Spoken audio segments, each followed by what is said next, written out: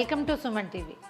వర్షాకాలం వచ్చేసింది కదా, సాయంకాలం రాత్రిపూట వేడివేడిగా రకరకాల రొట్టెలు చేసుకుంటాం. మామూలు పుల్కాలు, చపాతీలు, తర్వాత మసాలా పరోటాలు, ఆలు పరోటా, గోబికా పరోటా కూడా ఒకటి చేసి చూపించాం. మూలి పరోటా చేద్దాం ముల్లంగితోటి. ముల్లంగి చాలా హెల్దీ అటండి. మన ప్రాంతాల్లో కొంచెం తక్కువ తింటాం.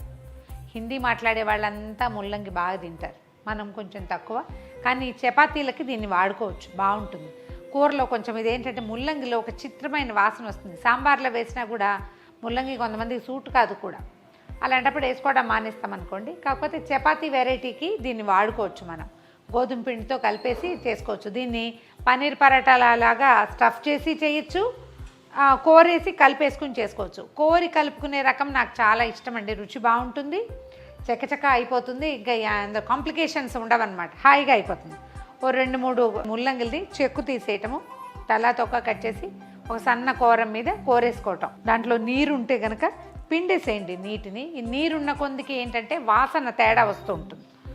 కొంచెం ఒక గుప్పెడు ఉందనుకోండి, ఇవి 2 చిన్న మూలీల.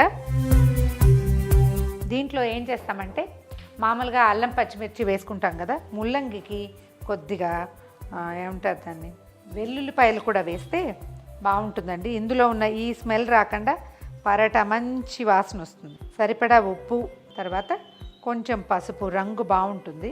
కొద్దిగా ఒక చిన్న స్పూను జీలకర్ర పొడి కూడా వేసుకోవచ్చండి మన దగ్గర ఉంటే. తర్వాత నేనేం చేశానంటే ఒక 4 పచ్చిమిరపకాయలు, ఒక చిన్న ఇంచి అల్లం ముక్క, 2 వెల్లుల్లి రెబ్బలు గ్రైండ్ చేశాను, దంచేసాను, అది వేసుకుందాం. ఈ వాసన ఒక పెద్ద స్పూను పెరుగు, కాస్త కొత్తిమీర, దీన్ని కలిపేద్దాం ఒకసారి. తర్వాత దీనికి సరిపడా గోధుమ పిండి వేసి కలుపుకుందాం. ఆటే నీళ్ళు పోయకూడదండి దీనికి, అక్కర్లేదు. మనం ఇందులో పెరుగు సరిపడా వేసుకుంటే సరిపోతుంది. ముల్లంగిలో కొంచెం నీరు ఎక్కువగా ఉంటే వాసన తేడాగా ఉంటుంది. మీకు ఒకవేళ ఆ వాసన ఓకే అయితే పిండకుండా కలిపితే ఈ పాటికి చక్కగా కలిసిపోయేది.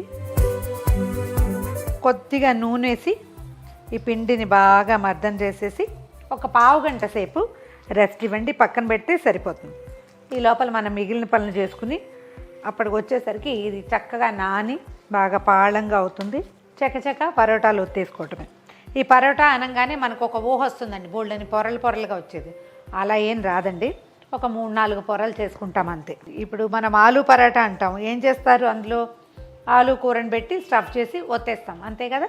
ఇప్పుడు మూలిని స్టఫ్ చేయకుండా కలిపేసుకున్నాం అన్నమాట. మనం ఓవేళ పిండి అంటుకుంటోంది అనిపిస్తే ఇంకొక చిటికెడు గోధుమ పిండి వేసి ఒత్తుకునేందుకు వీలుగా చేసుకుందాం. కాసేపు మూత పెట్టి పక్కన పెట్టాం. పిండిని మనకి సైజుకి సరిపడా, అంటే ఏ సైజులో మనం పరాటాలు చేసుకుంటామో ఆ సైజుకి సరిపడా ఉండలు చేసి పెట్టుకుందాం. మొదట నిమ్మకాయ సైజు చేస్తే సరిపోతుంది. చేతి కొద్దీ మర్దన చేస్తేనే గోధుమ పిండి బాగా సాగుతుంది, ఎక్కువ మెత్తగా వస్తాయండి. ఓపిక కావాలి కాస్త. 10 నిమిషాల పాటు కనుక సాగదీస్తే చక్కగా మృదువుగా వస్తాయి. మనం చపాతీ చేసేటప్పుడు ఎట్లా చేస్తాము, కొద్దిగా నూనె రాసి లేదా నెయ్యో రాసి మడతలు పెడతాం కదా, అట్లా మడత పెడితే ఇవి మనకి కొంచెం పొరలుగా వచ్చి బాగుంటాయి. కొద్దిగా ఒత్తుకోవటము. తర్వాత ఏం చేయాలి, ఏదైనా మనకి చేత్తో అలవాటు ఉంటే చేత్తో రాసుకోవచ్చు, కొంచెం నూనె రాసి అప్పుడు ఈ పొర వస్తుందన్నమాట. 2-3 సార్లు కనుక మనం మడతలు పెట్టామంటే ఆ మడతల్లో ఆయిల్ ఉంటుంది కాబట్టి అవి చక్కగా పొరలు వస్తాయన్నమాట. దీని షేప్ మీద పెద్దగా ఆలోచించకండి, స్క్వేర్గా వచ్చినా కూడా పరోటాలు టేస్టీగా ఉంటాయి.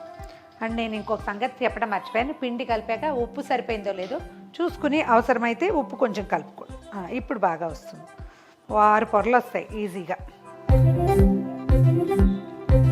ఎంత పల్చగా వత్తినా కూడా పొర వస్తుందండి, రుచిగా ఉంటుంది, టేస్టీగా, అంటే బాగా కాలుతుంది లోపల దాకా కూడా.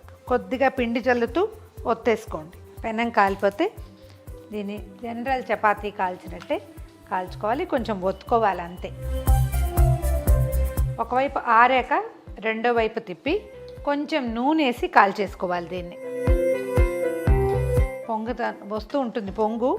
ఆ పొంగు వస్తున్నప్పుడు ఏం చేయాలి, కొద్దిగా మనం దేనితోటైనా అదిమేసి బటర్ తోటి కాల్చుకోవచ్చండి. అంటే మీకేమి డైటింగ్ వ్యవహారాలు లేకపోతే పిల్లలకే చేసి పెడతాము అంటే కనుక బటర్ చాలా బాగుంటుంది. నెయ్యి వేసిన బటర్ వేసిన ఎక్కువ రుచిగా ఉంటాయి పరోటాలు. కాకపోతే మా వాళ్ళు కేకలేస్తున్నారు, మీరు జనాల్ని ఇలా ఎంకరేజ్ చేయకండి, వాళ్ళు చాయిస్ ప్రకారం చేసుకుంటారని. బటరే వేయాల్సిందే అని చెప్పకూడదు అంటున్నారు. సరే, అందుకని వేయాల్సిందే అని చెప్పట్లేదు. అందుకని మీ గౌరవార్థం నేను ఒట్టిగా నూనెతోటే కాలుస్తున్నాను. మీరు మాత్రం మీ చాయిస్ ప్రకారం వేసుకోండి. అది ఎక్కడెక్కడ పొంగుతుందో అక్కడక్కడ అదిమేస్తే అది లోపల దాకా హీట్ వెళ్తుంది, చక్కగా కాలుతుంది. రెండు పక్కల నూనె వేస్తూ చక్కగా కాల్చేసేయండి. దీన్ని పొయ్యి మీద మంట మీద పెట్టక్కర్లేదు కదా.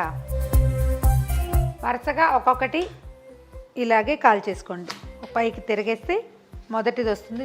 చూడండి ఎలా తిరుగుతుంది, ఎంత చక్కగా ముక్క అవుతుందో చూడండి.